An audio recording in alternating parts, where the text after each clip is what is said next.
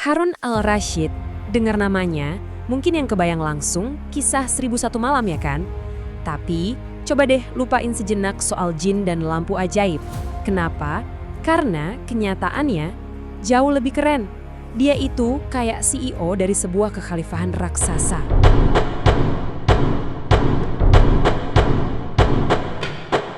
Pertanyaannya gini, gimana caranya seorang khalifah dari zaman Bahela, tanpa internet, tanpa teknologi canggih, bisa ngurusin imperium yang super gede, dari Afrika Utara sampai Asia Tengah? Jawabannya, bukan sihir, tapi sebuah sistem manajemen yang wah, jenius banget. Oke, ini dia peta perjalanan kita buat ngebongkar kejeniusannya. Pertama, kita bahas mitos 1001 malam. Terus kita lihat tantangan raksasa yang dia hadapi. Lanjut ke mesin administrasi yang dia bangun, strategi kekuatan dan kebudayaannya, mesin kemakmurannya, sampai warisan abadi yang dia tinggalin. Yuk, kita mulai. Nah, bagian pertama, mitos 1001 malam. Kita semua pasti familiar lah ya sama gambaran Harun al-Rashid yang suka nyamar, terus keliling pasar Baghdad. Oke, sekarang kita geser dulu legenda itu, buat kenalan sama sang manajer yang sesungguhnya. Kisah legendanya emang seru banget, tapi cerita yang sebenarnya itu bukan tentang jin atau karpet terbang. Ini tuh soal sebuah sistem brilian, sebuah mesin yang jadi tenaga penggerak kekaisaran. Oke, lanjut. Terus, tantangan apa sih yang dihadapi sama manajer jenius ini? Nah, waktu dia naik tahta Harun al-Rashid, itu mewarisi segudang masalah.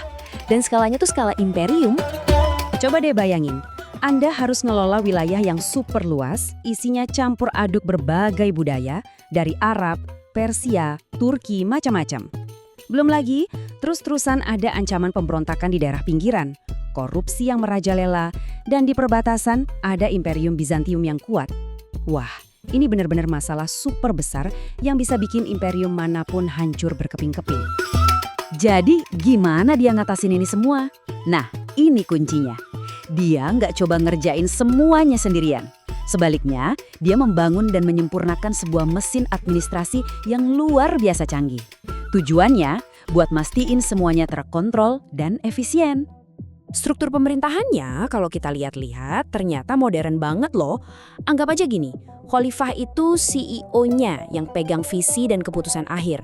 Terus ada wazir, perannya itu kayak COO yang ngejalanin operasional sehari-hari. Nah, di bawah mereka ada diwan-diwan. Ini tuh kayak kementerian-kementerian khusus yang fokus ngurusin keuangan, militer, kehakiman, dan lain-lain. Dan yang menarik, dia nggak memerintah sendirian. Dia pintar banget. Dia mendelegasikan kekuasaan eksekutif yang super besar itu ke keluarga Barmakit. Mereka ini keluarga yang terkenal kompeten banget. Ya, ini langkah yang berisiko tinggi sih, tapi ternyata sangat efektif. Dan saking berpengaruhnya mereka, coba lihat ini. Para cendekiawan terkemuka zaman itu aja sampai nulis ratusan buku cuma buat ngebahas keluarga Barmakit ini. Ini nunjukin betapa sentralnya peran mereka di pemerintahan khalifah. Nah, administrasi yang kuat kan butuh perlindungan ya. Makanya sekarang kita lihat gimana Harun al-Rashid ini pakai strategi ganda. Dia pakai kekuatan militer dan kekuatan budaya sekaligus buat mengamankan dan menyatukan imperiumnya. Di satu sisi ada hard power. Dia punya pasukan tetap 125.000 tentara yang disebar di titik-titik strategis. Dia juga bangun provinsi militer khusus di perbatasan Bizantium. Organisasi militernya rapi, mirip sistem Romawi. Nah, di sisi lain ada soft power-nya. Dia mendirikan Bait al-Hikmah, rumah kebijaksanaan yang legendaris itu. Dia juga sponsorin gerakan penerjemahan besar-besaran buat impor ilmu pengetahuan dari seluruh dunia. Hasilnya, Baghdad jadi pusat intelektual dunia. Keren kan? Tapi pertanyaannya, duitnya dari mana buat semua ini? Yuk kita bedah mesin ekonomi yang dia bangun. Jadi gini, mesin administrasi yang efisien tadi itu memastikan pajak dari pertanian dan perdagangan ngalir terus dengan lancar ke kas negara yang disebut Baitul Mal. Tata kelola yang baik inilah yang jadi bahan bakar buat semua proyek ambisius imperium. Dan ngomong-ngomong soal investasi, ini gila banget. Anggaran tahunan buat gerakan penerjemahan aja itu diperkirakan 2 kali lipat dari seluruh anggaran riset Dewan Riset Medis Inggris saat ini. Bayangin, zaman dulu investasinya sebesar itu. Luar biasa kan? Dan investasi masif inilah yang mengubah Baghdad jadi kota terbesar dan paling maju di dunia pada masanya. Jadi ini bukan kebetulan ya, ini adalah strategi yang disengaja. Investasi di pengetahuan itu jadi alat utama buat kemajuan dan kekuasaan. Oke, jadi apa sih pelajaran utama yang bisa kita ambil dari pemerintahan Harun al-Rashid? Intinya, ada 4 pilar zaman keemasan.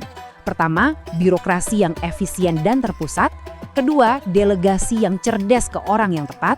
Ketiga, strategi militer yang kuat.